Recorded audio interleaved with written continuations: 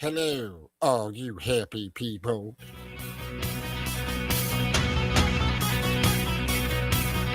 Good morning, ladies and gentlemen, and welcome to The Mole Hole with the hardest working sports announcer in St. Louis that nobody's ever heard of.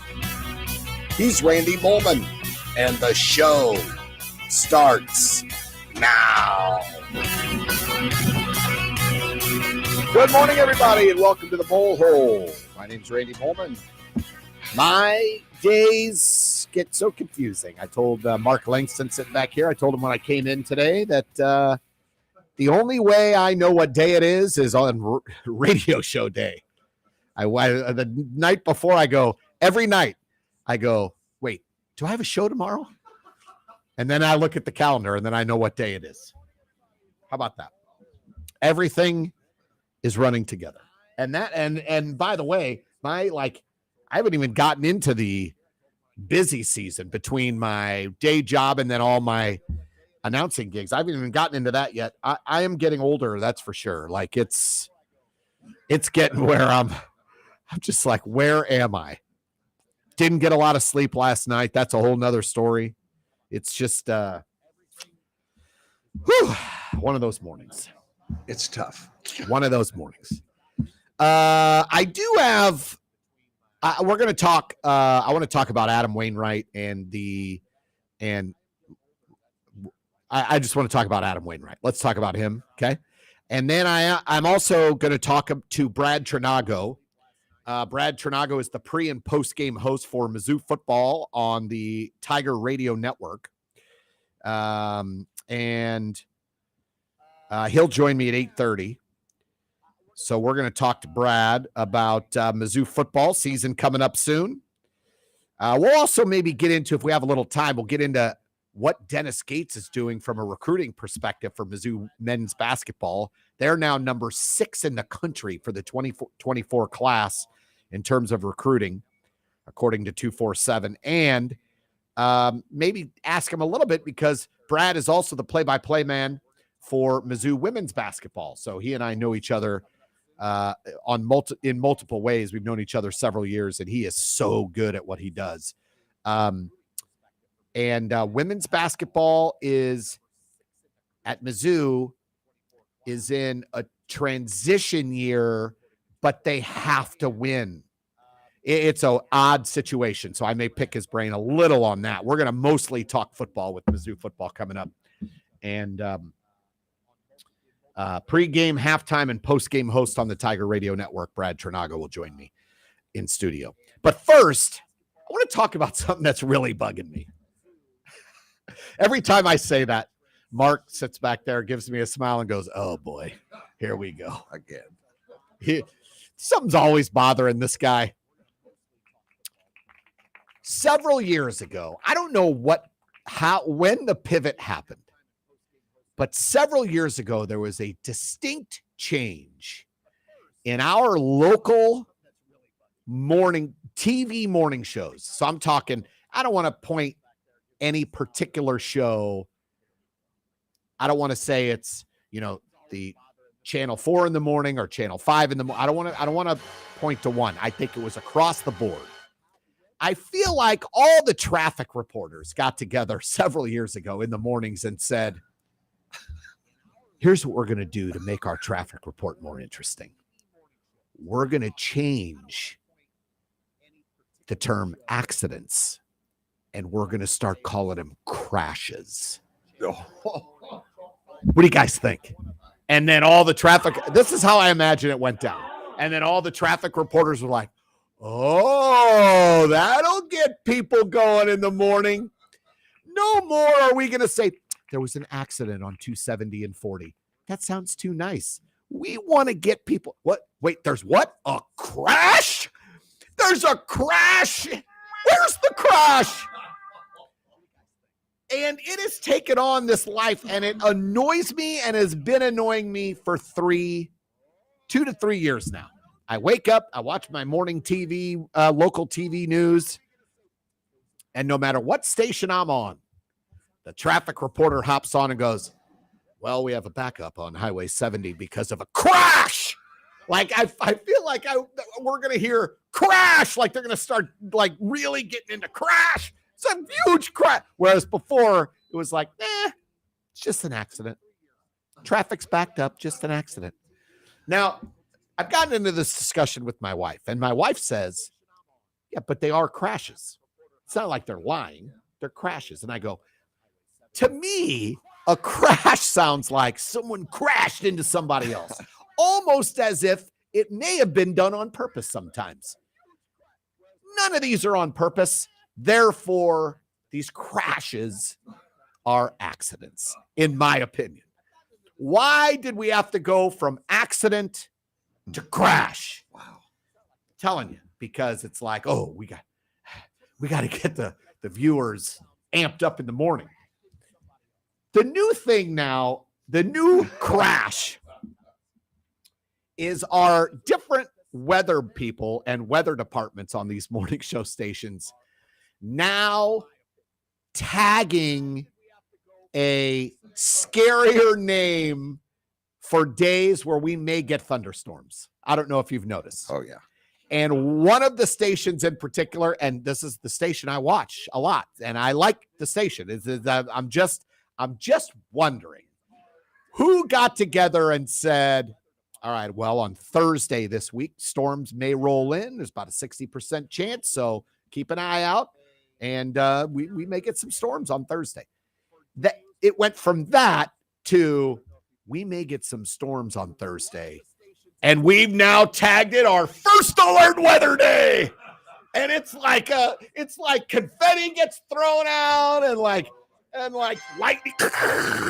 First alert weather day. Like it's like this huge deal when we're gonna get a day of rain. That's gonna rain. It's not just a rainy day. It's a first alert weather day. Rah! Like, what are we? Wow. This kind of stuff aggravates me. I don't know why. It just does. And because I'm saying first alert weather day, those of you who watch morning TV and watch the station I'm talking about know what station. We know. Yeah. Okay. I'm not going to say it. And I'm sure the other stations that I watch have the same thing where they have their own little name for storm days. Look, if a tornado's coming through and a lot of people in this town get really mad when it's like, when all the stations are on storm watch. Well, if we're getting like severe thunderstorms or tornadoes, that's a service to the community. And I appreciate it. I love it. I'm good with that. A lot of the people are like, oh my God, we're in storm mode. It's on that doesn't bother me. I love that. It's the new names we're attaching to things that I in my opinion, all that does is get people's it's used to just, like get people riled up, like to get people a little worried, a little scared. Like if I'm walking through my bedroom getting dressed, just walking through and they're like, there was an accident on 270. It's backed up. Don't avoid 270, go this way. And I'm like, oh, accident on 270. But when I'm walking through the bedroom and someone goes, there's a crash on Highway 40, I stop everything. And I go, a crash? There's a crash. I just don't. What was wrong with accident? That's my point. Nothing. Why change it to crash? Nothing. Because I feel like when you say crash, you should do it like I do it. You should go crash. Yeah.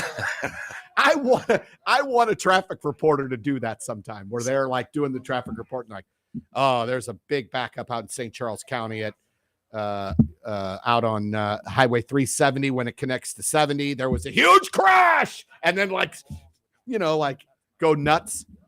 Wow. It's sensationalism. Yes. I don't want to butt in, but why do you even have traffic reports on TV? Because people like you watch morning TV, right? I do. So do I. Yeah. And so I get what you're saying, okay, but I like it because I have it on with the volume up as I'm getting ready in the morning, whatever station I'm watching. So if I hear, in order to get to work, I have to take 44. Now, the minute I hear Highway 44 is backed up, I stop and I go see where it is, so I know if I'm going to have to take an alternate route. So I like it, but I get what you're saying. Yeah. Traffic reports aren't really made for TV. No. They have all these video cameras everywhere that show you the backup. Right. That's a good point. Yeah, that's not bad. Yeah, I'm okay with that. That's a good point. It's the sense that's the word I've been looking for the whole time. It's the sensationalism of a very simple report. Accident. There's an accident. Aw, 2 people got into an accident. I hope nobody was hurt. And it's an accident. In this instance, crash. You're like, did somebody die? Who died? 10 people died. It was a crash. I mean, come on. Wow. We don't need it. No. And it all happened at the same time. Every station went from accident to crash. Was there like a traffic report memo that went out to the country from like the head traffic report department in the world that said, here's what we're going to do. Accident's not doing it for us. It's not doing it. We need sensationalism. We need people to pay attention. We're changing it from accident to crash. And all the traffic reporters were like, I like it. I don't get it. There was nothing wrong with the accident. No. And that's what it is, isn't it? An accident? It is an accident. Yeah. None of those are purpose. To me, crash sounds purposeful. Oh, God. John crashed into Mary in his Chevy Malibu on purpose on Highway 170. Yeah. No. It was an accident. John and Mary collided. Yeah. Now, again, my wife technically is correct when she argues with me about it, because she does say accidents oftentimes are crashes. I go, but not always. If there's a fender bender, is that a crash? That's an accident. And it's still going to back traffic up. So if you say there's a crash and it's just some guy bumped into the back of somebody else, that's not a crash. I want to be a fly on the wall at your house when you talk to the wife. Well, you have 2 people who like to be right all the time, so it's comedy gold. The other thing too, again, is this whole need to put a tagline, a sensationalistic tagline, on a day when we're going to get rain. It's going to rain on Wednesday. It might rain hard. First alert weather day.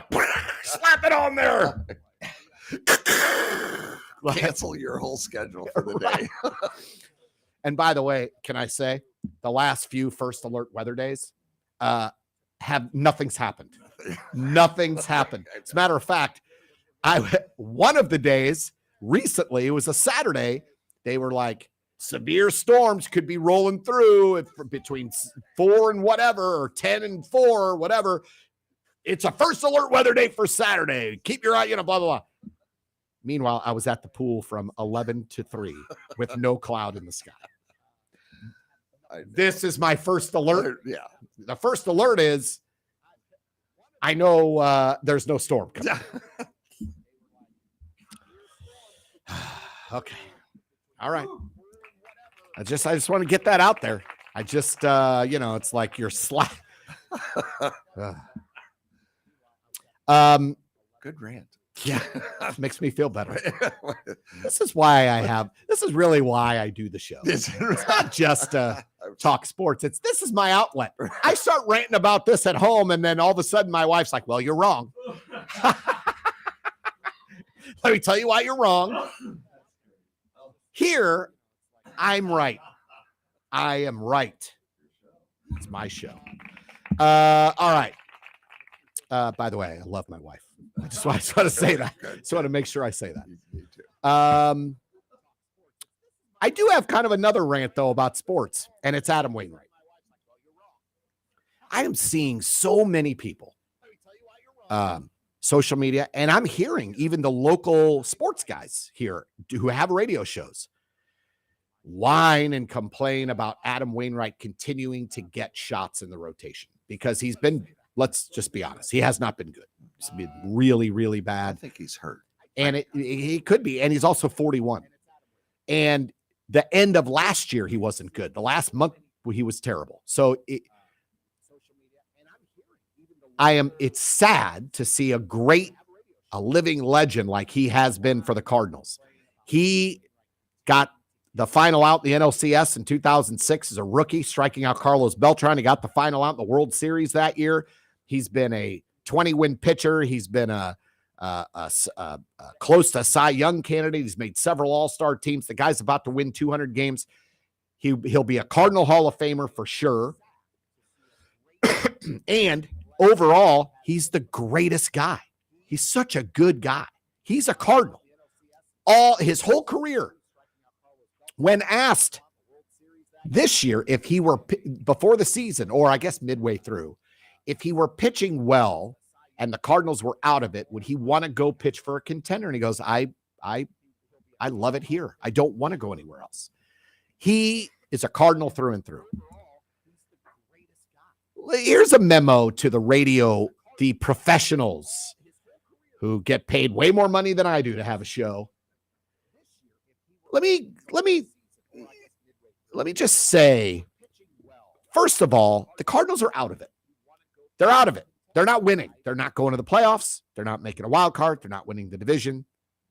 They're done. The season's still going on. They're still playing. These guys have statistics to put up. They've got cases to make for next year. But other than that, they're not winning. As a matter of fact, what the Cardinals are playing for now is draft position. Where can we maximize our draft position and get a really high draft pick? Look, John Mozeliak, the front office, the ownership group, the team, they're not built to say, let's just keep losing. We'll get a great draft pick. They're not going to do that. They're going to go out there and they're going to try to win. And even if behind the scenes, our president and general manager say, boy, it'd be nice if we kept losing. We'll get a top 5 pick. They're never going to say that publicly. So all of these fans that are like, Mozeliak's a joke. We were trying to win. Of course they're trying to win every night. But they have nothing to play for in terms of postseason. Season's over. Number one.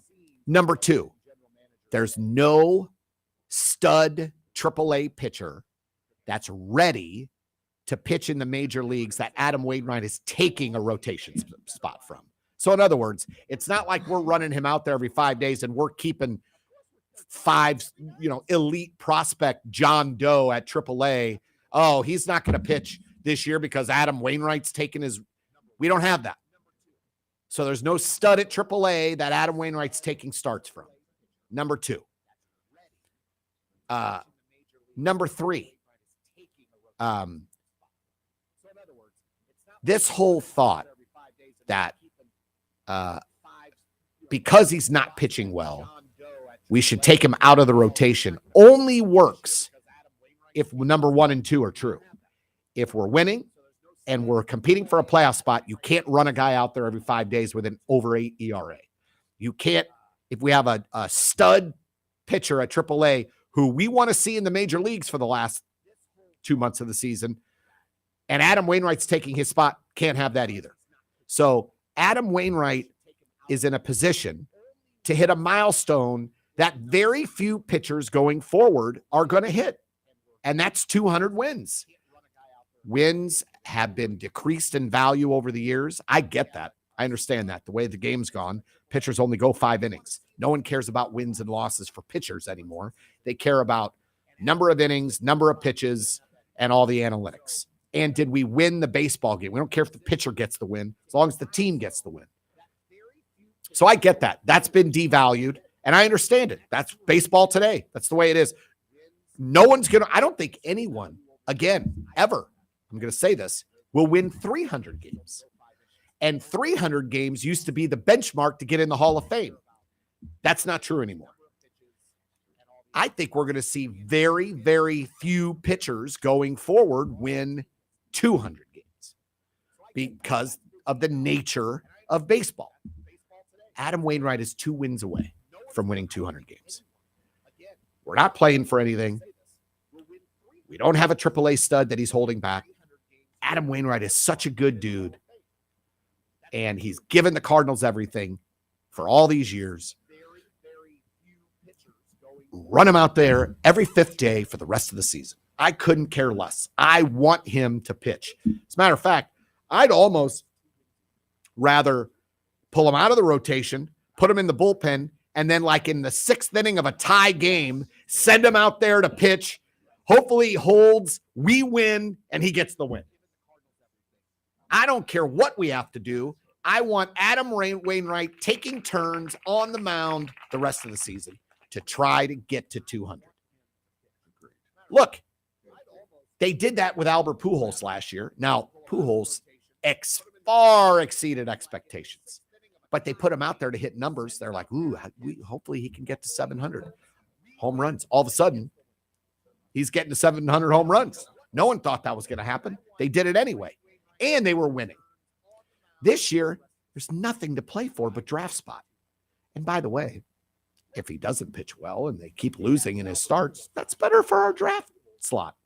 So I don't see any downside to Adam Wainwright taking the ball unless he's really hurt and in pain and he doesn't want to do it. To me, it's up to him. If I go to Adam Wainwright and I'm Ollie Marmol or Mo and I go, we want you to get to 200, but if you're really hurting, tell us. And if he says, nope, I want to take the ball, I'm giving him the ball. There's nothing else to play for this team this year. For the first time in over 20 years, nothing else to play for. Let Adam Wainwright go out the way he wants to go out. Now, if he goes out and he is terrible for the rest of the season, that's going to be sad. But at the same time, if he goes out just twice and throws 2 decent games where he goes 5 innings, gives up 3 runs, and the Cardinals have a lead and they hold it and he gets the win. That's all we need. Just 2 okay starts from Adam Wainwright to get him to 200. For all the old school baseball fans out there who still value wins, you have to understand that that's not the way the game is anymore. It's devalued. But for us old school fans, 200 is a big deal. There's not going to be a lot of pitchers going forward that win 200 games. There just isn't. So I say, what are we complaining about? We've got the guy who's been fired on 590 6 times, who's now back at 590, complaining about the Cardinals and doing his 2003 radio show, complaining about everything Cardinals related and complaining about Wainwright still pitching and Wainwright should know he's through and blah, blah, blah. Just shut up. Really. You've got another guy who's a long-time journalist here, and I love his show. I listen to it all the time, Bernie Miklasz. Bernie's calling out Mo and saying, well, if you're going to hold these guys to a level of performance, then he shouldn't be on the mound. I don't care. I don't know why anyone else cares. Let's get him to 200. Let's get him there. I want him to win that game. I think it is when he started his career, 2 wins were still important. By the time he's going to retire, wins are not important. Let him get to that 200, man. For him is a big deal. And for everything he's given this organization, everything he's given the Cardinals, how good he's been fighting back from a major injury to his Achilles and becoming good again. Guy's a stud. He's a living legend. He's a Cardinal Hall of Famer. Give him the ball. And stop complaining about it. Give him the ball. Let's get him to 200. There's my rant there for Adam Wainwright. I'm in support. He starts tonight against the Mets. I'm excited about it. If he pitches terrible, give him the ball 5 days from now. In my opinion, there's gonna be 2 or 3 starts the rest of the season where he's okay, and you got to win those games. I just don't. I don't understand the angst. I don't understand the fans and the media here. Some media, not all. I think if I pulled a lot of the media locally and pulled them aside at a bar over a beer and I said, shouldn't we just give Adam Wainwright the ball every 5 days? Who cares? And they'd be like, absolutely. They would agree. There's a few, one in particular loudmouth that's back on the air that would disagree. But other than that, I don't get it. I don't get it. What's the angst? Again, before we go to break, we're not playing for anything except draft slot. We have no one at AAA ready to take that spot so that we can take a look at them for the rest of the season.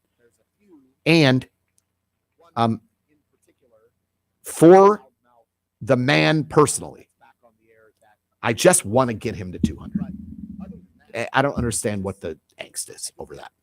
If we're in a pennant race, obviously not.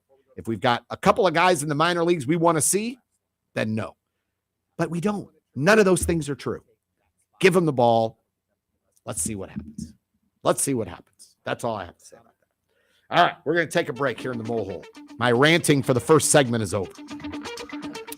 Because Brad Trinago, the halftime and post-game host of Mizzou football on the Tiger Radio Network, will be joining me in the next segment to talk Mizzou football right after this.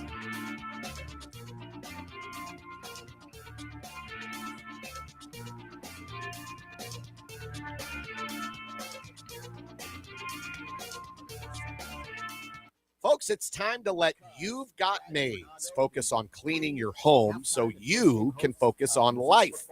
Whether you need weekly in the next segment to talk Mizzou football right after this. Highest expectations, your satisfaction is 100% guaranteed. You can get a free no obligation estimate today. See how little it can cost to have all of your house cleaning needs met by You've Got Maids and their trained maids. All you have to do is go to you'vegotmaids.com, enter your zip code and a little bit of information about your dwelling, and they'll come back immediately with a free estimate. You've Got Maids offers cleaning services ranging from deep cleaning to simple everyday cleaning on a schedule that matches yours. Live well, laugh often, love much. Stop cleaning your house. Turn it over to You've Got Maids at you'vegotmaids.com. El Potro Restaurant and Market, located at 6920 Manchester Avenue, 1 block east of McCausland, offers the finest variety of Mexican and Central American groceries and goods. El Potro Restaurant serves authentic Mexican and Central American cuisine, including daily specials, not to mention the best horchata and tastiest margaritas in St. Louis. Open 7 days a week. El Potro, 6920 Manchester Avenue, 1 block east of McCausland.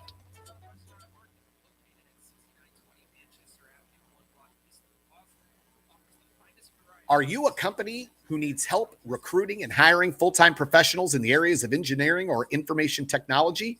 Then call Steve Tucker at Talent Edge. Steve has over 25 years experience in recruiting as a partner and can really give you the edge you need.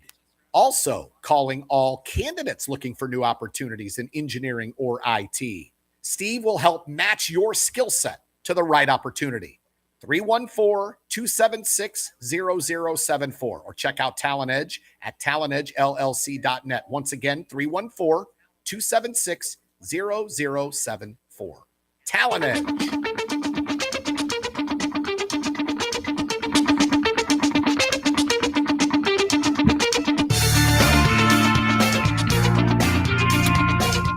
We are back in the Mole Hole. My name is Randy Molman. Thanks for joining me this morning on KXOK here in St. Louis, 102.9 FM, 92.9 KWRH, Mid-South down there.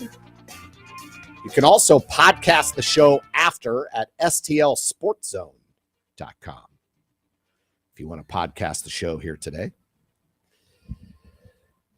I've taken a deep breath. My rants are over for the morning until I have something else to complain about, and then I'll be that old guy screaming at a bird. Get off my lawn, scream at the clouds.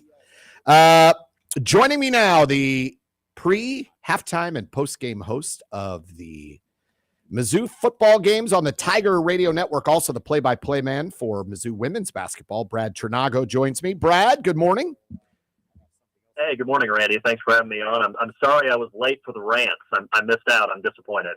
I'll fill you in when I see you in Columbia. We don't need to rehash it this morning. As a matter of fact, I'll take down all the rants I have until our opening game, and then you and I'll spend 15 minutes together, and I'll go off. How about that? Yeah, well, the good thing is that we're only we're 2 weeks away now, 14 days from that happening. So you only have to hold those rants in for what, 2 weeks? Won't be too long. That's right. The one thing about getting to be my age, Brad, is that I get angrier and angrier about things that just are really worthless. To be honest, there's no reason for me to be this upset, but whatever. All right, thank you for joining me. I really appreciate it, Brad. First off, let's talk about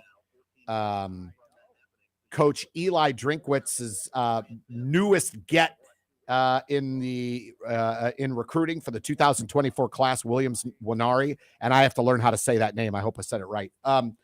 But I got to see him play in the state championship game last year when I called CBC versus Lee Summit North. He is just a different talent, and what a huge get for the football program. Yeah, absolutely. And, obviously that speaks to not only is he one massive get, which in his own right is terrific, but what does that mean in terms of recruiting going forward? I mean, does he have some people that somebody like a Williams Winari, who might be the best defensive player in his entire class in the nation? Is that somebody that I want to play with? If I'm also a 5-star or a 4-star guy, do I want to join that party that's happening at Mizzou? So yeah, that could have huge ripples that continue throughout. I listened to a podcast with a guy for Rivals.com who specializes in recruiting, and he was comparing him like, yeah, he's kind of like Julius Peppers was in high school, but Williams is bigger than Julius Peppers. So if you're going to tell me that a bigger Julius Peppers is coming to Mizzou next season, I'll take that. Absolutely. Yeah. And I know that there was some angst here locally that CBC wide receiver Jeremiah McClellan got away, and he's going to Ohio State. But Ryan Wingo's still in play. We still have a corner, Dre Kirkpatrick, who I think is supposed to announce tomorrow, maybe. So there's still there's guys out there, and I wanted to ask you, I don't know how much you know about this, and I forgot to prep you on this before the show, but I did want to talk to you about it real quick. The NIL initiative, the legislation that just passed here for the state of Missouri, that will certainly help our football, or a lot of our athletic programs, I would assume, but especially football and men's basketball.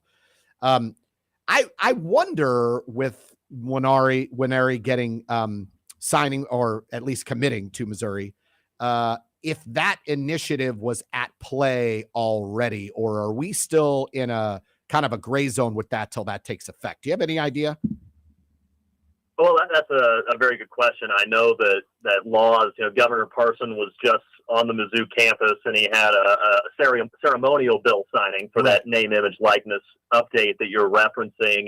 State laws typically take, I believe it's August 28th is the date that they become official. From what I understand, if there's some sort of documentation from Williams Winari saying, yeah, my intention, it's not the official letter of intent that binds him, but yeah, my intention is to go play at Mizzou, then theoretically he could start getting some name, image, likeness deals, by the end of the month. So that certainly, you've got to think that there was something involved there. I haven't spoken to Williams Winari about that, but I will say this, that, Curtis Gregory was a very good offensive lineman for some very good Mizzou football teams. It was a key contributor there.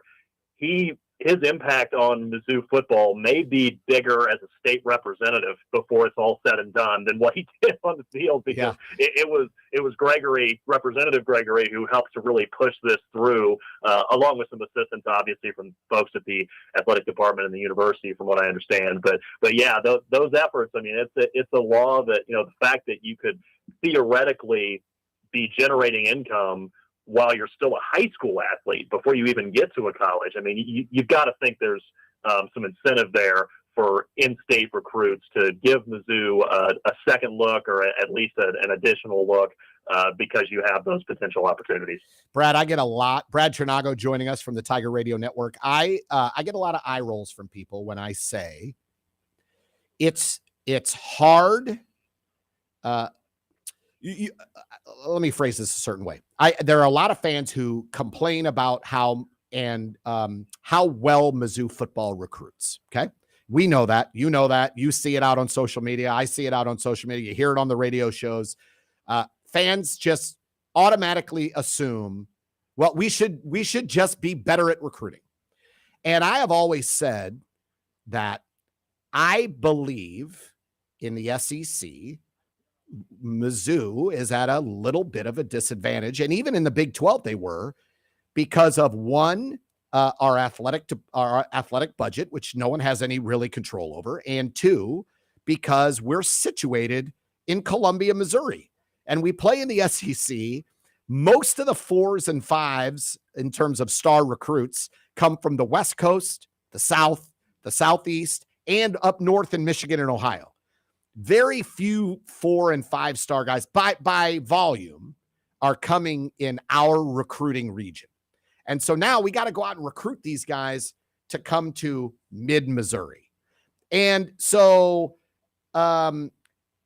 what Eli has done so far, Coach Drink has done so far, I think is amazing in terms of getting good recruits, 4s and now a 5, to come to Columbia and play at Missouri. And because I do think location is part of the disadvantage. Do you agree with that? Well, I think that this new legislation, and we'll see, obviously, with NIL, that'll help. Changes, stuff could change by the time we're done talking on this radio show regarding NIL. But I think this new stuff is really going to be helpful, at least in terms of in-state recruits. And thing that I think that isn't talked about a ton, but obviously, if you could get every high-level athlete from the state of Missouri to come to Mizzou, that would be the dream. But the reality is that you've got, these are high school kids, and we were in high school once. It's getting farther and farther in the rearview mirror for us. But we were there, and we had, I'm sure you had classmates just like I did that were like, I want to get as far away from my parents as I possibly can to go to college. And there are football players that are like that. Like, hey, I want to go somewhere else. I want to experience a different part of the country. And you're never going to get those kids. You're never going to win. But there are some where they could theoretically go either way. And maybe this new NIL legislation ends up making an impact to incentivize them to, hey, stay in state. Another variable that we don't really talk about as much is that the two biggest markets in the state of Missouri are right on borders. So, for somebody, for us, obviously, we think about, hey, St. Louis, Missouri, Kansas City, Missouri, you stay here. But if you're a kid in St. Louis, it's like, well, it's about the same distance to Champaign, Illinois, as it is to, Columbia, Missouri. It's closer to Lawrence, Kansas from Kansas City than it is to Columbia, Missouri. Mm-hmm. Manhattan is roughly the same distance. Lincoln, Nebraska is not too much farther. So there have always been these different battlegrounds that Mizzou has had to fight over in terms of trying to get the kids in state to stay here. I would agree with you that I think Coach Drinkwitz on the recruiting trail, especially those first couple recruiting classes, I believe Rivals had them in the top 20 nationally both times. That's not something that has been common at Mizzou. And while overall, it's early and it's, recruiting rankings don't matter in the end. It's what they end up actually doing on the field, of course. But I think that, being able to bring in a 5-star like this, certainly still in the mix for a 5-star in the St. Louis area that I'm sure you're very well aware of. So I think that there's the potential for that to turn around. I think as college football consolidates more and more into 2 power conferences, and Mizzou has a seat at that table as one of those 2 power conferences, the appeal there for a lot of elite athletes, I think, is going to help. And so I think you add all that in. I agree with you that there are some challenges in terms of recruiting at Mizzou. I feel like there's been a lot of progress made, especially in the last couple of years, to be right up there in the mix with a lot of the big boys in the sport. Yep, totally agree. All right, let's talk about this team real quick.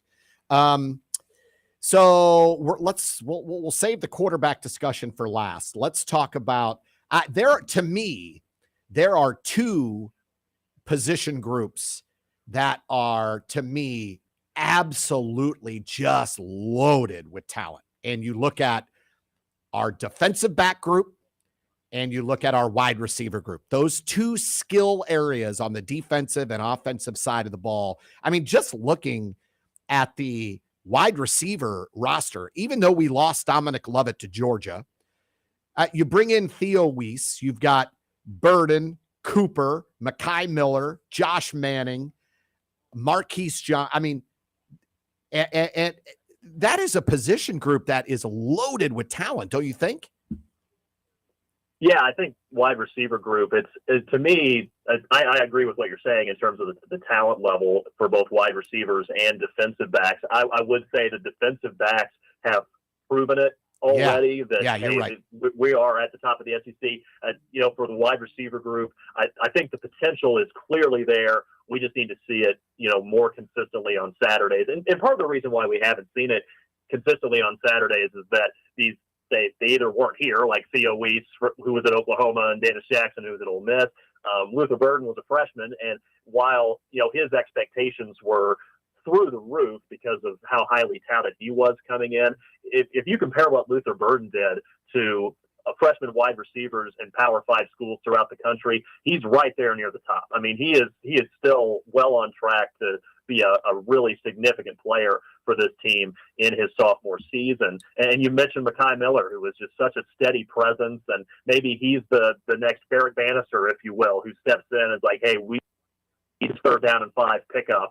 Where's Mekhi Miller? Is he the guy that's going to be able to step in and make a play? And, Mookie Cooper is a guy who had a chance to talk to just last week, and he said he's really made a commitment to his fitness level. He felt like there were some games where he was not able to, go all out on certain routes just because he didn't have the stamina. He's really focused on building his body up, and that's another St. Louis kid who initially went to Ohio State, has transferred back closer to home, and he's somebody who could also, really make a huge impact in that wide receiver room. So, yeah, I agree, and I think what's interesting, too, about that group is that there are so many different people. I think Burden seems very likely, but beyond Luther Burden, who's going to be the other folks that end up making big plays in that receiver room?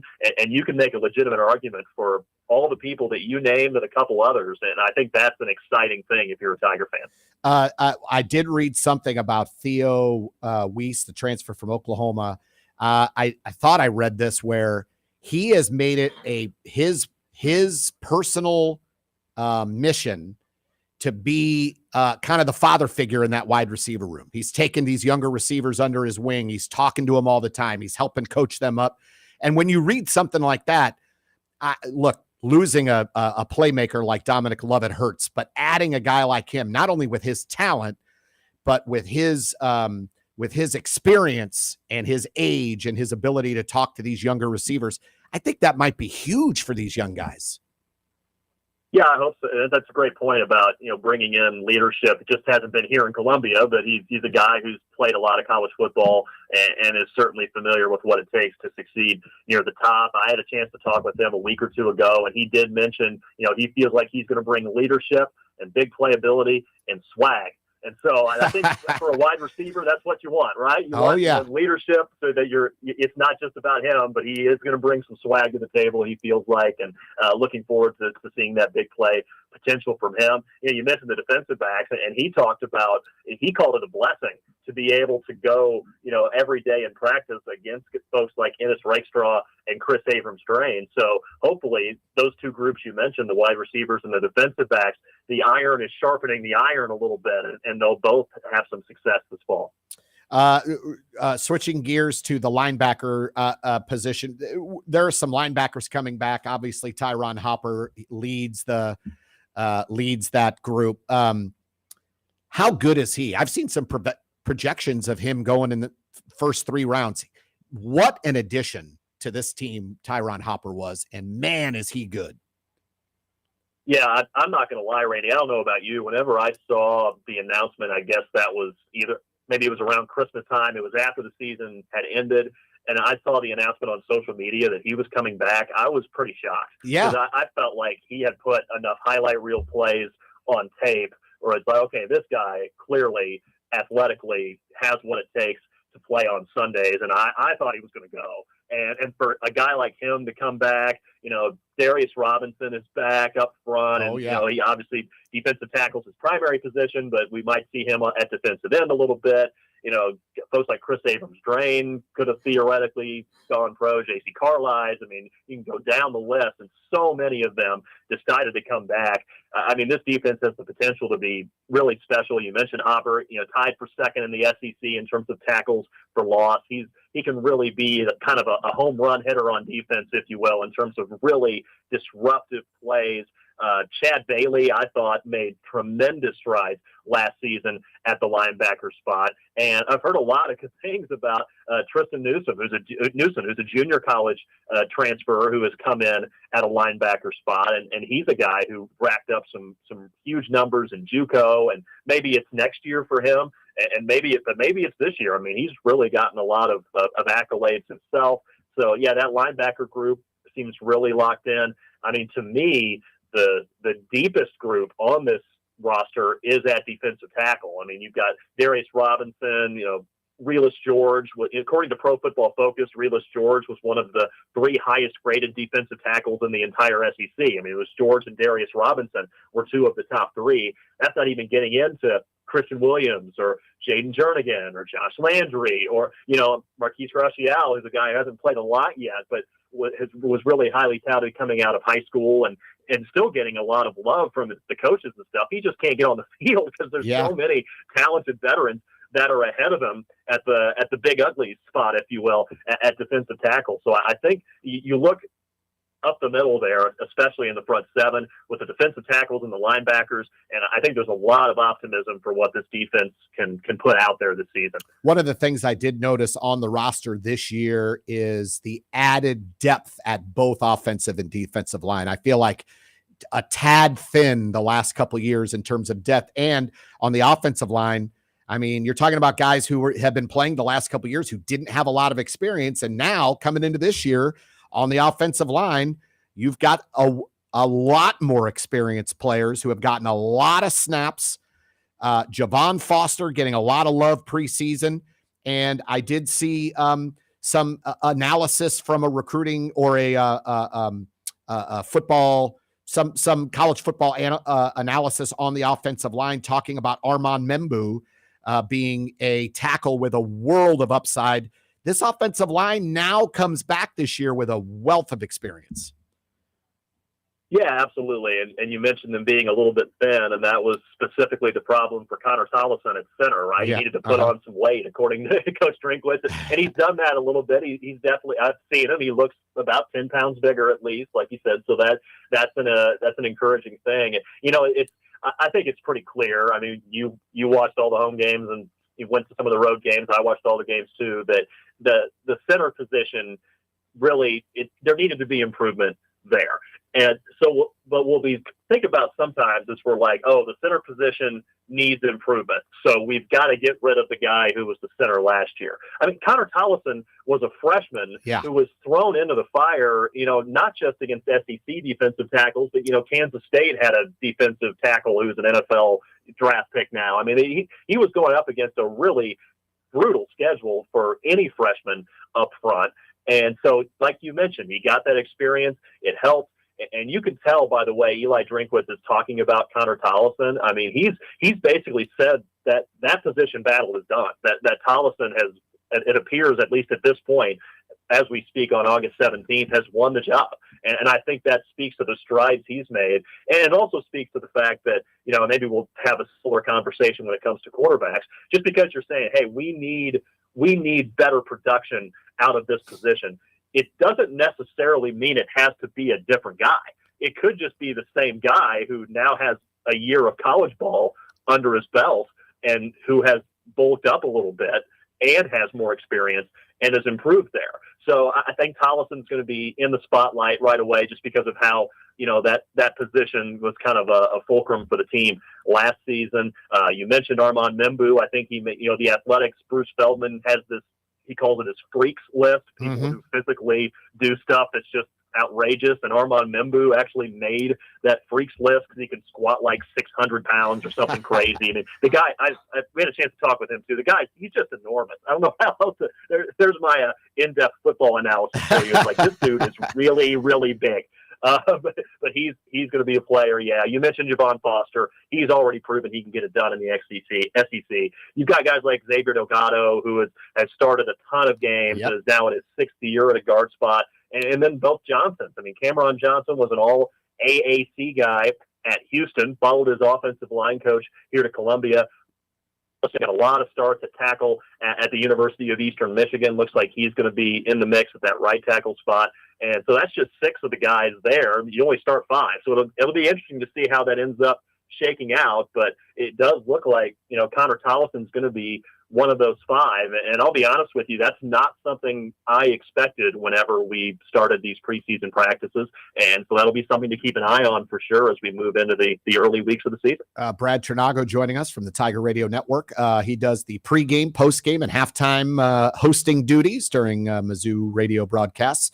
Also the play-by-play voice of Mizzou women's basketball. Hopefully I have time to ask you a question about that here in a second, but I could talk to you for another 30 minutes about some of this stuff. The running back position to me is Cody Schrader's obviously solidified himself.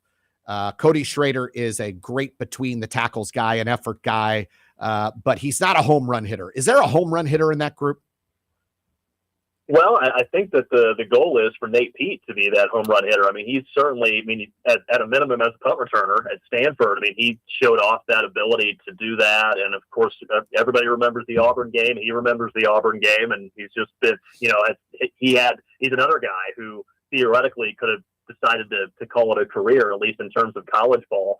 And he did decide to come back for another season. So you've got 2 veteran guys that have gotten a lot of reps at this level that are certainly options for you. Both of them that started out elsewhere and have gone there. There's been some good buzz around Jamal Roberts, who's a St. Mary's high school kid out of the St. Louis area, just a freshman who might have the opportunity to be that possibility. Tavoris Jones was a 4-star guy out of El Paso, Texas, who got a little bit of time last year, but was able to hold on to his red shirt. And maybe it's one of those 2 guys who ends up being the option there. But I think it's fair to say that, Schrader has proven himself to be the steady guy who's going to hit the appropriate hole and try and get you 4 or 5 yards. And if more opens up, that's great.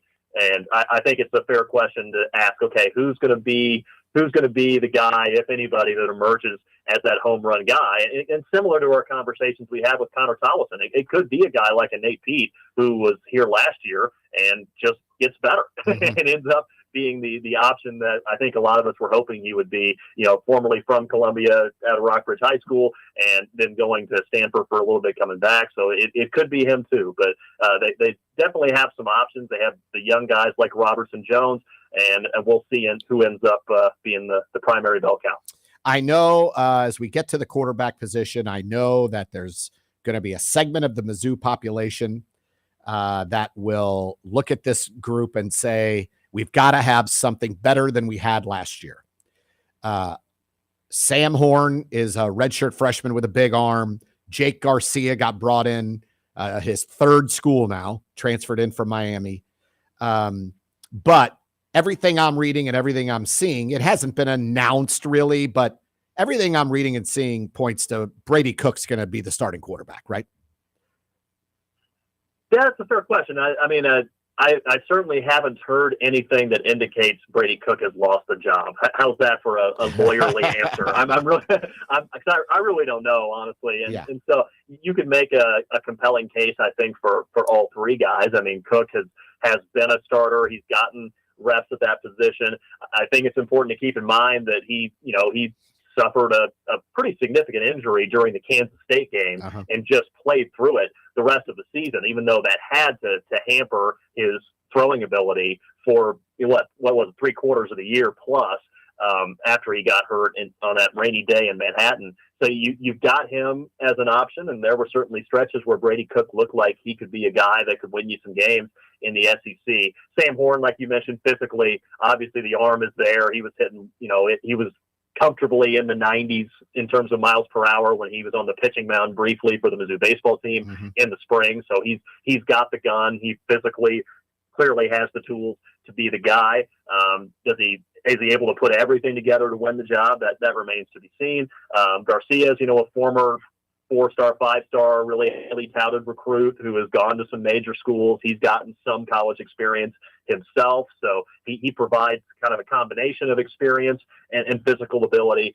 And it's certainly been an interesting battle there. And it's funny when I think of this team, I think to myself, man, I feel really good about, and I feel confident about pretty much every position on this team, except I'm not totally sure yet about quarterback and rushing the quarterback at defensive end. Now, the problem is those are like the two most important positions in football, right? Right. So outside of the two most important positions in football, I feel really good about this team. And I'm not saying I feel bad about the situation at quarterback or defensive end, but it is something that I think we're all going to have to see how it goes. And I think the schedule sets up nicely where they're going to be really big favorites, I think it's fair to say, against South Dakota coming up in 2 weeks. They'll be big favorites against Middle Tennessee, even though Middle Tennessee just last year went to Miami and kind of stomped the Hurricanes, to be honest. So that's not a team you can sleep on, but I think Mizzou will still be a favorite in that Middle Tennessee State game. And then in week 3, you have a Kansas State team coming in that could be a top 25 squad, but it will be in Columbia this year. And so you've got a couple weeks, I think, to evaluate, okay, who is going to be the best guy to lead this team whenever, that K-State game comes up, whenever SEC play rolls around a couple of weeks after that. So it's certainly possible this evaluation period could continue beyond preseason practices at Signal Caller. Brad Trinago joining us here from the Tiger Radio Network. Brad, we have like 3 minutes, so I want to switch gears real quick to what Dennis Gates is doing at Mizzou. I can tell you that there are many Mizzou fans, including myself, to be honest, that when he was hired, a lot of us and a lot of fans went, okay, who? And he has done nothing but excel at Mizzou. He has been remarkable to get the transfers he got last year, to get Kobe Brown to a level where he could be a first-round NBA draft pick, then to put together the roster in short order for this upcoming season. And now he's knocking it out of the park with 2024 recruits. What an amazing hire for Mizzou. Yeah, so far, I mean, it's hard to find anything to complain about what Dennis Gates has done so far. You mentioned having so much success in the transfer portal, and that part is great. I think, though, what you mentioned about Kobe Brown and the development that Kobe Brown had during 1 year under Dennis Gates, from where he went from, this is a solid SEC starter. He's a solid college basketball player. To go from that to a first-round NBA draft pick is pretty incredible, and it speaks to the fact that, hey, you can go to all these 4-star recruits now and say, hey, we've shown, hey, we can get people to the league in just 1 year. Imagine if you have a couple years here with us, what we can do for you. And that's clearly speaking out. 3 4-star recruits already, it appears, at least verbally committed, and there's a chance, from what I understand, at a 4th. I mean, yeah, so that's something that Mizzou has not seen in terms of the recruiting trail for a while now, and it's really exciting whenever you see the freshmen that are here for this coming season. I mean, those 3 guys all look really good, and then what's coming down the road after that. I mean, it's easy to get pretty darn pumped up about what Mizzou is going to be putting on a basketball court this winter. Brad Trinago, the pregame, halftime, and postgame host of the Mizzou football broadcasts on the Tiger Radio Network, joining us here today. Also, the play-by-play voice for Mizzou women's basketball. He does a ton in Columbia, and thank you so much for joining today, Brad. I really appreciate it. You can follow Brad on Twitter, or now I guess it's X, at Brad Trinago, Tregnago, at Brad Trinago. Brad, thank you so much, man. I'll see you in a couple weeks.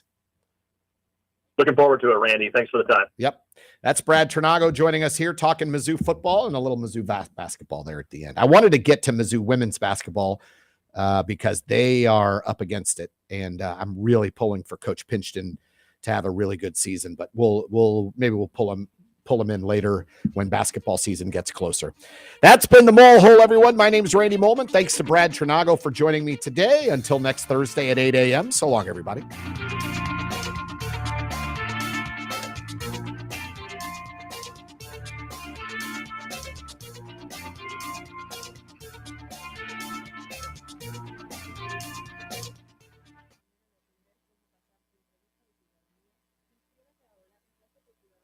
Adultos en línea y en persona en el Instituto Internacional de St. Louis financiado por USCIS.